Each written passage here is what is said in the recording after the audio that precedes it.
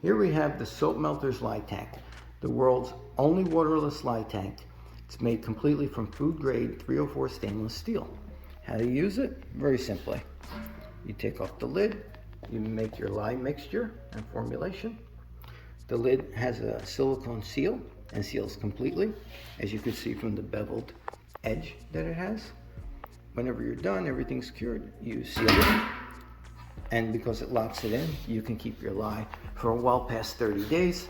And then whenever you need it, very simple to use. All you do is you press the power button. There's no water, there's nothing to set, there's nothing else to do. Set it and forget it, power button. It'll warm up your lye to the perfect temperature. And then all you have to do is open the ball valve and you're ready to pour. Very simple to use, the WaxMelters Lye Tank.